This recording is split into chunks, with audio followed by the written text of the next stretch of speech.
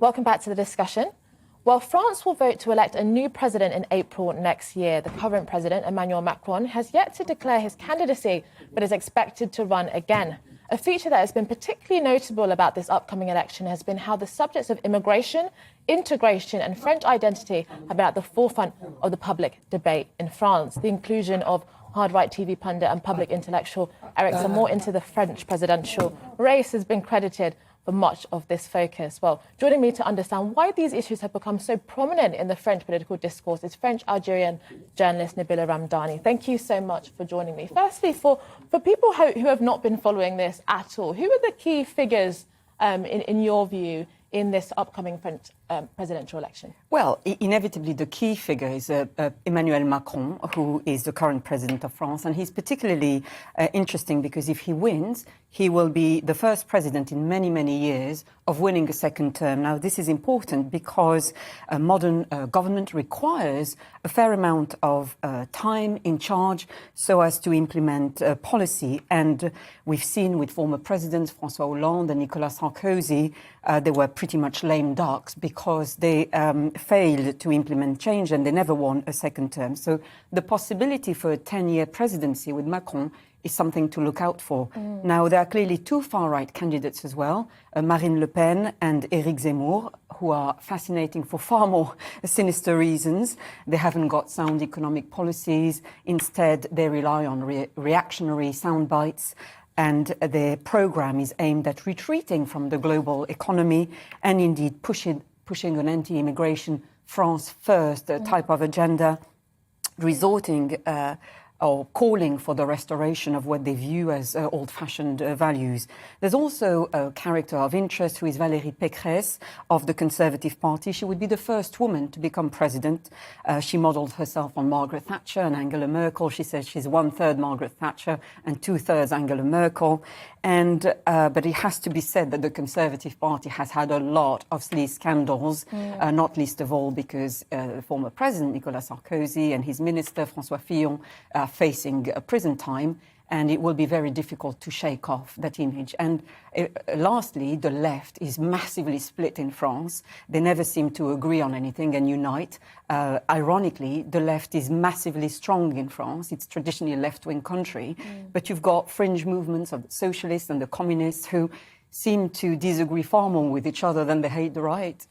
Well, one of the things that has been really striking, you mentioned Marine Le Pen and Zemmour, has been the almost civilizational rhetoric that has been coming out of the campaign so far. It's been very much about French identity and integration. In August 2021, Zemmour said, "We have to stop the flow. I'm not just talking about the illegals. I'm thinking first of legal immigration. This is a process of replacing the population from the moment there are too many immigrants who no longer assimilate. It's inevitable." And actually, we also had Michel Barnier, the EU's Brexit negotiator, also saying immigration is out of control. Why do you think that this rhetoric, this civilization threat rhetoric has become such a focal point of this upcoming election? Well, I wouldn't say that it suddenly has become a focal point. Let's not forget that France has always been a country where is very much grounded in right-wing politics. And remember that back in 2002, we already had, that's 20 years ago, Jean-Marie Le Pen, a notorious far-right leader, who came second at the presidential election. He's now a convicted racist and anti-Semite, and his daughter, Marine Le Pen, is a candidate for the forthcoming election. So what we're effectively seeing is a move even further to the right, to the extreme right, and that's embodied by a character like Zemmour, who absolutely embodies extremism in French politics. But I just want to drill down on those points, because if we look at according to some of the polls, the vote share of Marine Le Pen and Zemmour, they are making up about a quarter of the French population. So why do some French people have these concerns? Do you think that it's grounded in any reality? I think, for the last 10, 20 years, there's been talk about lack of assimilation amongst people that are descended from North Africa. There's been talks about religion and kind of almost clash of Islam with the French identity of laïcité, secularism. I mean, are these concerns valid at all, or do you think they're just being exploited for political gain? Well, it certainly suits the far right in France to frame France as a country at war. And the far right are setting the agenda in France. They relish this kind of discourse. And they have successfully placed this kind of rhetoric at the center of a national debate. Note how Éric Zemmour is a journalist. He knows exactly how to stir up a public debate. Marine Le Pen is also a great communicator. Do you think there are any challenges when it comes to integration? Well, there are certainly huge tensions in France, but the facts point to them being caused mainly by economic factors and not cultural ones. For example, rioting is pretty much institutionalized on a Saturday in France with groups like the Yellow Vests out with the anarchists and other groups and creating as much damage as possible. So the violence we've seen in recent years has been enormous, and it has created a huge amount of chaos by well-organized groups. And it has to be said that the Yellow Vests are primarily a white, working class, anti-government group, and not one that is rooted in foreign countries. So would you say there isn't any problem then when it comes to integration of people of North African heritage into perhaps more traditional conceptions of French identity? Do you not see there to be any challenges at all? No, I think the challenge is to view people of a foreign background, or indeed French people of the first, second and third generation, or even fourth generation now, to consider them as French citizens, people who were born and raised in France. But the facts are that they are very much still discriminated against. And Éric Zemmour, for example, what is absolutely baffling about his candidacy, he's a proven racist. He's got 2 criminal convictions against his name for spreading racial and religious hatred and indeed a collective guilt against minorities. He will be up in court in January again for saying that all children of immigrant backgrounds are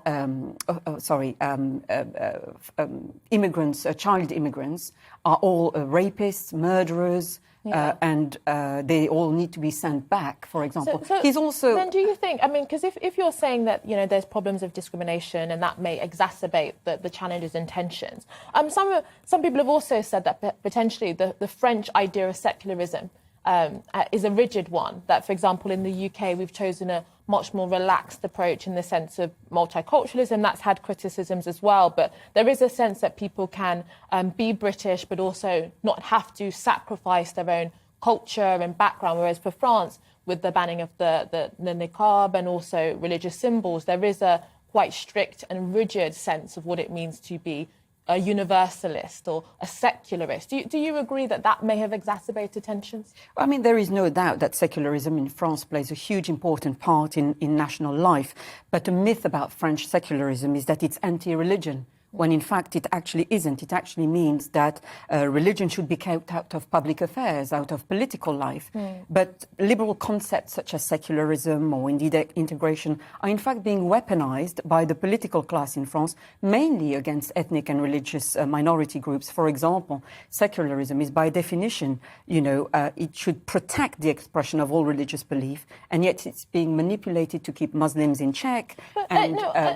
But do you think that all of the challenges in France around integration, immigration and French identity are solely based off of discrimination from the kind of French state and French institutions against minorities? Do you see there to be at all a resistance to free speech and secularism and many of those kind of French concepts of égalité and fraternité and liberté? Or do you think it's only on the part of the French state and French institutions? Well, listen, France is a country of dissent, and radical opponents of the government are just as likely to come from white working class as they come from people who can trace their origins back to immigrants to France. But France doesn't even have statistics based on race or religion or indeed ethnicity.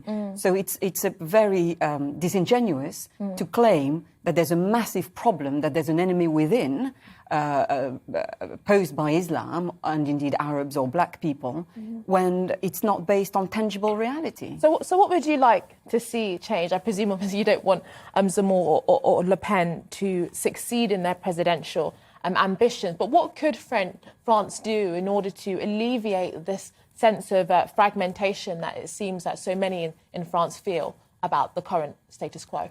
Well, I think France's problem is that it projects far-right extremists as mainstream candidates that should be taken seriously. Éric Zemmour, for example, he pushes a very sinister theory, which is the Great Replacement theory, which is essentially based on a white supremacist agenda, which maintains that inferior races from abroad breed far more than indigenous ones, and therefore they are on the path of replacing white indigenous people. And this is exactly the kind of theories about subhumans that the fascists of the 1930s adhered to before the Holocaust.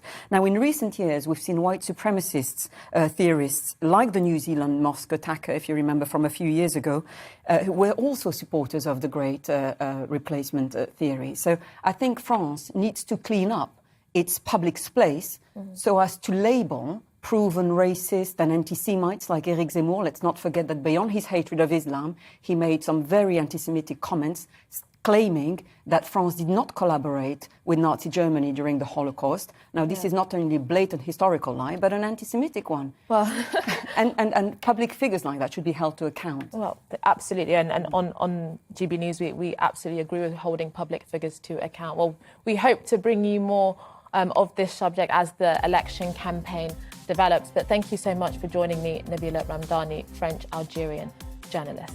Coming up, we speak to Wokingham MP John Redwood about what the shock by-election result in North Shropshire means for the future of Conservatism. Don't go away.